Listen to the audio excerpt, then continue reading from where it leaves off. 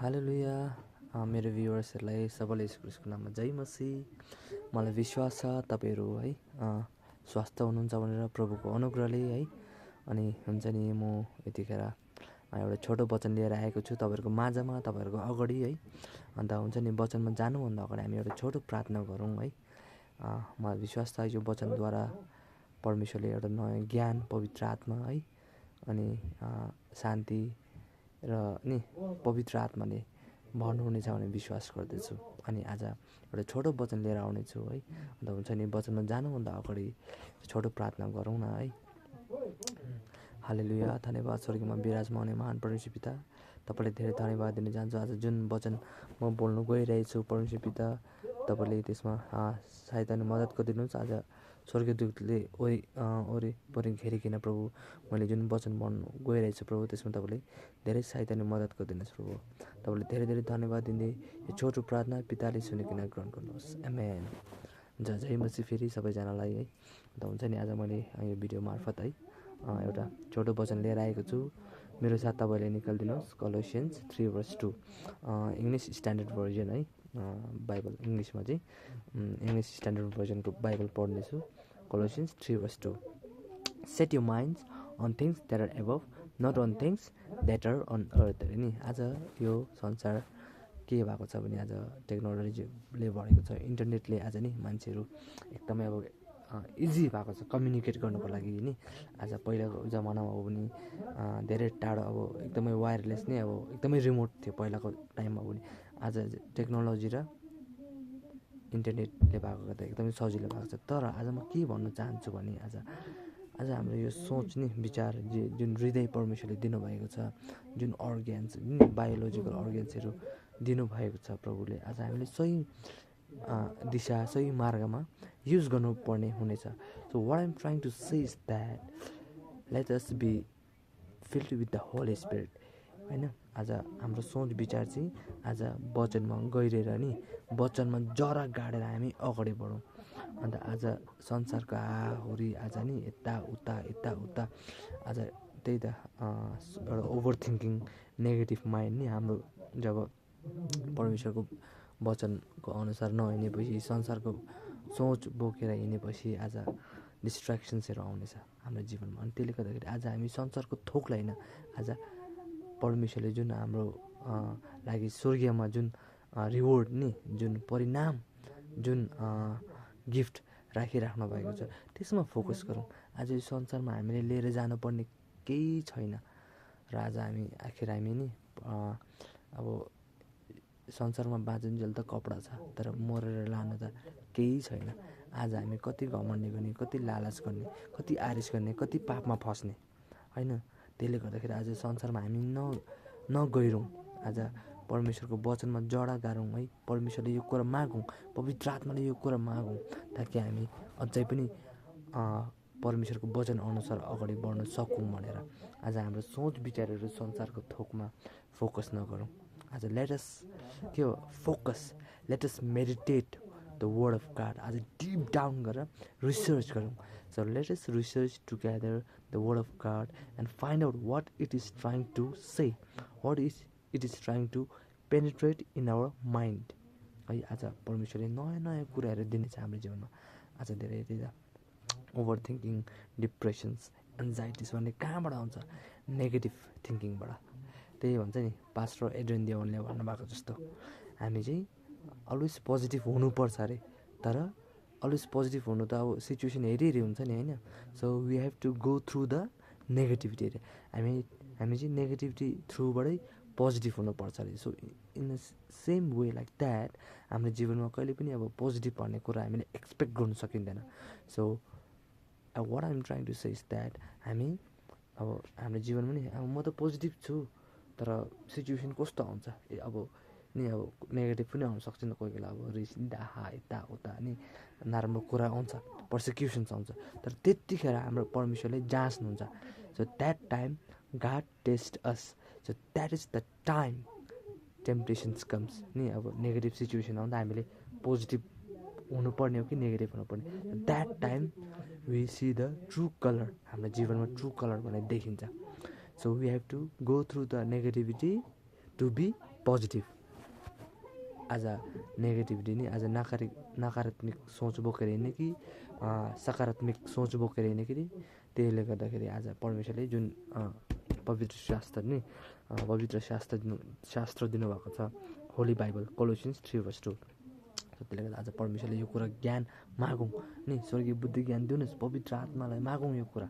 आज नि परमेश्वर पिता, आज म यो पृथ्वीमा नि आज यो धरतीमा म आज कसैलाई देखावटी गर्न आएको न, लालच गर्न आएको, तर सिर्फ तपाईँको सेवा गर्नको लागि आएको। मेरो शरीर त यहाँ छ बाँचुन्जेल, तर मेरो जुन सोच विचारहरू छ, मेरो आत्मा छ, त्यो तपाईँमा जिम्मा दिनेछु। We have to surrender our self to Christ, अनि मात्रै हाम्रो जीवनमा शान्ति, आनन्द, खुसी, प्रेम, पवित्र आत्मा भन्ने आउँदैछ। जब हामीले परमेश्वरको जुन आज्ञालाई पालन गरेन भने, परमेश्वरले दिनुभएको वचनमा हामी, परमेश्वरले भन्नुभएको वचनमा हिँडेन भने हामी संसारमा फर्केर जानेछौँ। अनि त्यसले गर्दाखेरि धेरै सतावट आउनेछ, धेरै डिप्रेसन्स आउनेछ, ओभर थिङ्किङ आउनेछ, नेगेटिभ कुराहरू आउँदैछ। त्यसले गर्दाखेरि म यही भन्न चाहन्छु, तपाईँहरू अझै जडा गाड्नुहोस् है। यो कोलोसियन्स 3:2 ले के भन्न खोज्दैछ अझै पनि तपाईँहरू रिसर्च गर्नुहोस्। Set your mind on things that are above, not on things that are on. त्यसले गर्दा हाम्रो सोच चाहिँ, हामी बडी यहाँ भयो तर माइन्ड, सोल चाहिँ परमेश्वरमा हुनुपर्छ, वचनमा हुनुपर्छ होइन। स्वर्गीयमा प्रभुले के राख्नु भएको छ नि, आज त्यही हो। परमेश्वरले भन्नुभएको वचनमा बाटोमा हिँडेन भने आज त्यही हो, सतावट हुन्छ, लालच, लोभ, अभिलाषा है। आज त्यही के हो, अब बेविचार भन्ने सोचहरू धेरै आउँदैछ। अनि त्यसले गर्दाखेरि आज हामी पापमा नफस्यौँ। आज पापमा फसिनुले गर्दाखेरि चाहिँ धेरै आउँछ, परमेश्वरदेखि टाढिने भन्ने कुराहरू आउँछ। सो त्यसले गर्दा पापमा आज वी हेभ टु, मैले अस्ति पनि भने होला सायद है, we have to live a sinless life. हुनु त हामी सिनर हो होइन, वी आर नट राइचियस। छ नि वचनमा, I have not come to call the righteous but sinners to repentance. म धर्मी जनको लागि होइन, तर म पापीहरूको लागि आएको हो। पापीहरूको लागि म पापीहरूलाई बोलाउन आएको भन्नुभएको छ नि त प्रभुले होइन। हुनु त हामी धर्मी होइन, हामी पापी छौँ, बट स्टिल देन हामी पापी छ भनेर पाप नै गरिबस्यो भने त so we cannot live a holy life. सो त्यही भन्नु चाहन्छ, आज हामी पवित्र जीवन जिउनु चाहिँ एकदमै जरुरी छ होइन। हो, बाहिर छ संसारमा पाप भन्ने कुराहरू छ, पवित्र भन्ने कुराहरू पनि छ, बट हाम्रो हातमा छ नि त परमेश्वरले दिनुभएको ज्ञान नि, ग्रेस छ नि त, हाम्रो विश्वास छ नि त, पवित्र आत्मा छ नि त। हामी आज पापमा जाने कि आज हामी यता धर्मी नि पवित्रमा बाटोमा जाने। सो त्यसले गर्दाखेरि म यही भन्न चाहन्छु, आज हामी यो सोच विचारहरू यो संसारमा नराखौँ।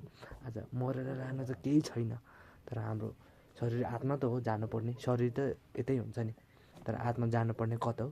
Only God will decide on the judgement day होइन, on the judgement day only God will decide.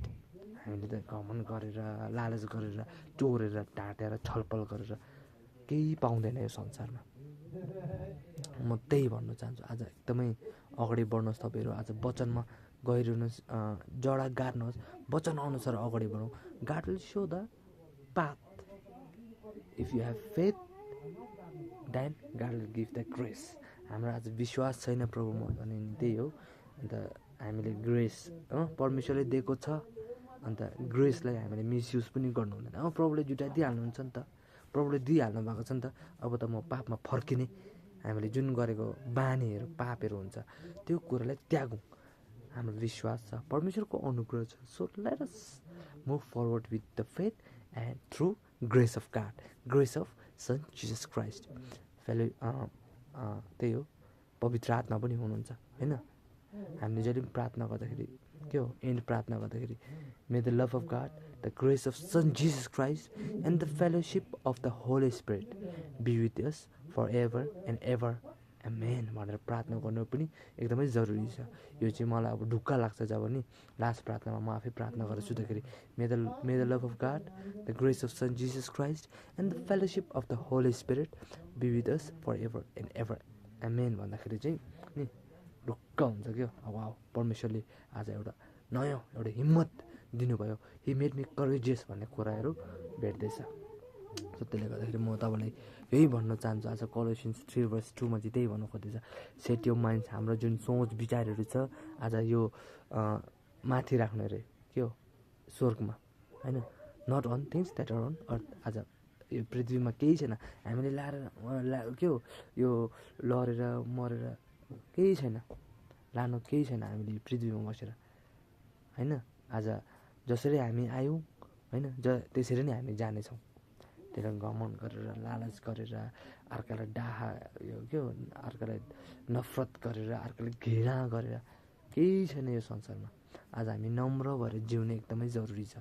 जसरी येशू मसीह नम्र हुनुभयो आफ्नो चेलाहरूसँग जब उहाँ मिसनरीमा हुनुहुन्थ्यो, जब उहाँले नि चङ्गाई गर्नुहुँदै थियो आफ्नो जब जो रोगी हुनुहुन्थ्यो, त्यसरी हामी नम्र भएर जिउनु पर्ने हुन्छ।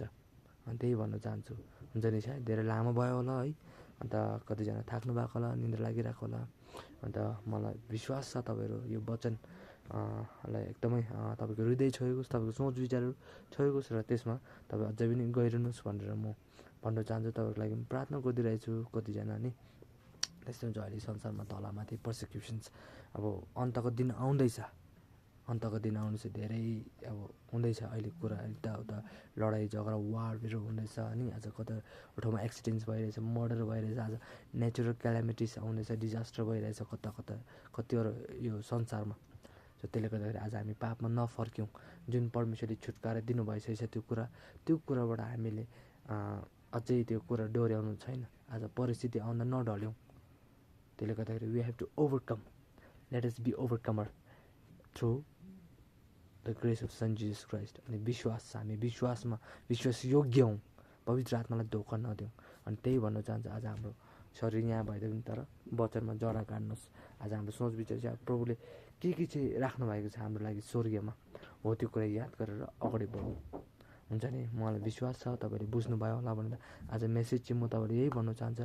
आज हाम्रो बडी सोल यहीँ भए तापनि तर आत्मिक सोच विचारहरू चाहिँ स्वर्गीयमा राखौँ।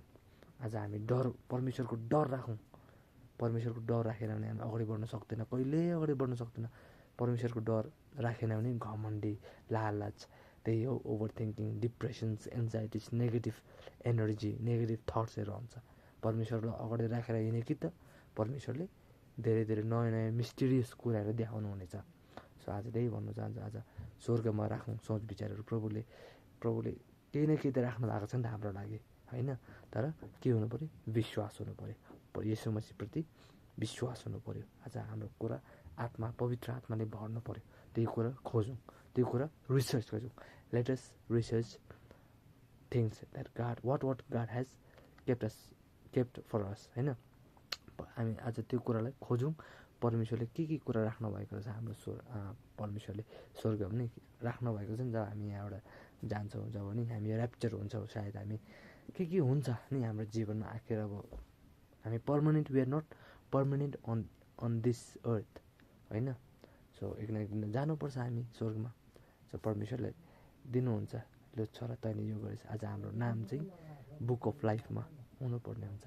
सो त्यो बुक अफ लाइफमा हाम्रो नाम छैन भने चाहिँ त्यहाँ will be thrown into the hell.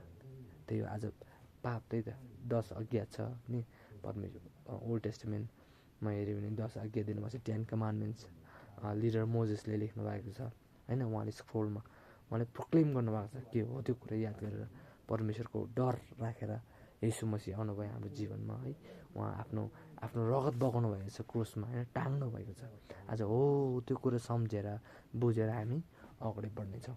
आज संसारको हावाहुरीमा नहिँडौँ, आज वचनमा जरा गाडौँ। आज मेन इम्पोर्टेन्ट चाहिँ होली बाइबल हो। हामीले होली बाइबलमा जरा गाडेन भने, पवित्र बाइबलमा जरा गाडेन भने अगाडि बढ्न सक्दैन। त्यही भन्न चाहन्छ। आज हामी घमण्डी नहौँ, आज लालच लोभ नि आज बेविचारीमा नफस्यौँ। अनि त्यसले गर्दाखेरि हामी चाहिँदो बाटोमा हिँडौँ। अनि त्यसले गर्दा जुन प्रभुले दिनुभएको छ त्यो कुरामा अगाडि बढौँ।